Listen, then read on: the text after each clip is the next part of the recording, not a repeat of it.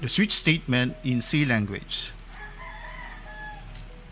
So the objectives of this lecture is for the user to be able to use switch statements in C programs. The C switch statements.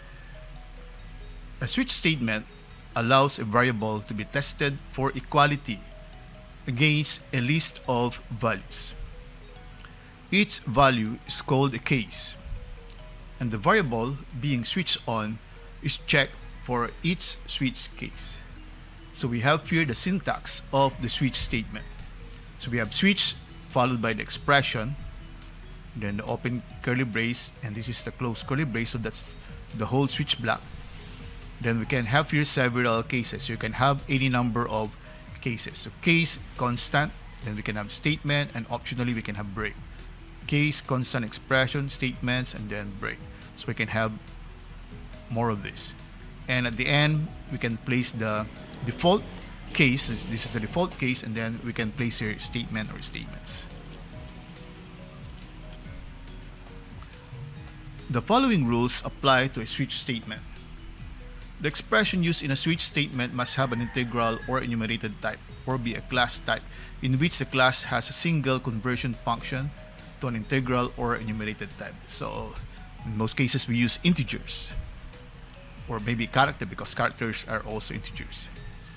So that's the expression, that's what we place here. This expression should be more or less an integer or a character. You can have any number of case statements within a switch. Each case is followed by the value to be compared to an a colon.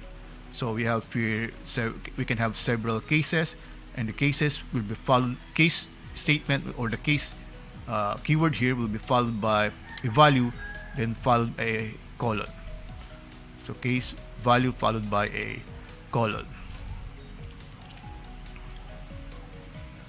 The constant expression for a case must be the same data type as the variable in the switch, and it must be a constant or a literal. So we've gone back, this should be a constant or a literal, and its data type should match this expression.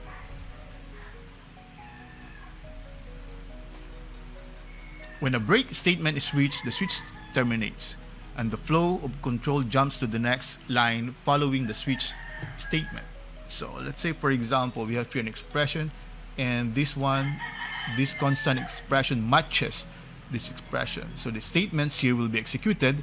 Then after that, if C language or the compiler encounters a break, or the program encounters a break, then the control will go to the statement just after the switch statement with this part.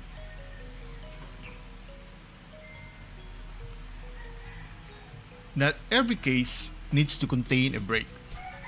If a break appears, the flow of control will fall through subsequent cases. So it will fall through subsequent cases until a break is reached.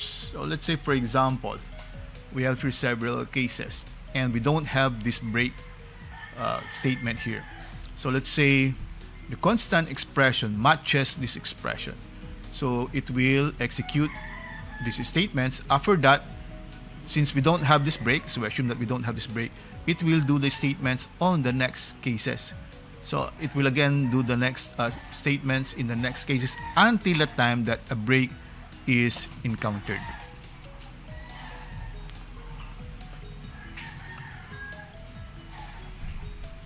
So a switch statement can have an optional default case, which must appear at the end of the switch. The default case can be used for performing a task when none of the cases is true. No break is needed in the default case. So let's say, for example, we don't have any matching or constants or true value here, then it will do the default case. Then we have here the statement. So there's no need to replace your break, because that's the last part of our switch statement. Now, if we're going to draw the flowchart for the switch statement, it is something like this. So we have here the expression, and the first case, it executes, if this is true, then it executes the first code block and then exits the switch statement. If not, if it matches case 2, then it executes this statement and goes to the terminates the switch statement. So the same is true with 3 until a time that let's say there are no matches, then it will do the default case.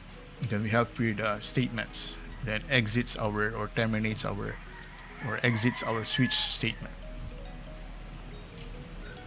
So here's a simple example. Let's say we have this program or code, and then character grade equals B, switch grade. So it means that grade here will be compared with the cases. So these are the cases. So first grade will be compared with A. Is it equal? So if no, then we go to the next case. So case B, is it equal? Yes. So it will execute the statements here, but since we don't have a statement and we don't have a break either, so it will go to the next case. It will no longer compare.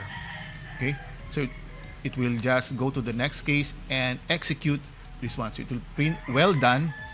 Then the break statement is encountered, so it goes to the statement after the switch statement. So which is your grade is B. Great. So the output, so well done, and then your grade is B. So what if, let's say for example, grade here is A. If this A, then it is already true here. It will print excellent, break, then it will print your grade is A. So that will print excellent, your grade is A.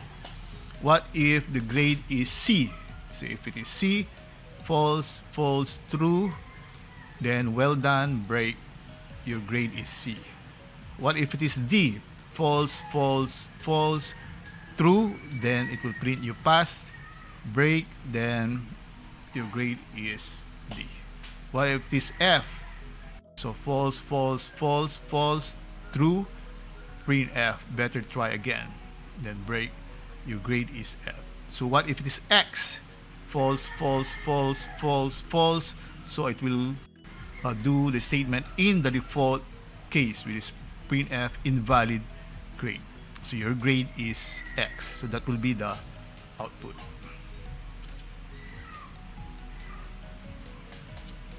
So as a conclusion, the switch statement is sometimes a convenient substitute for the if-else-if statement.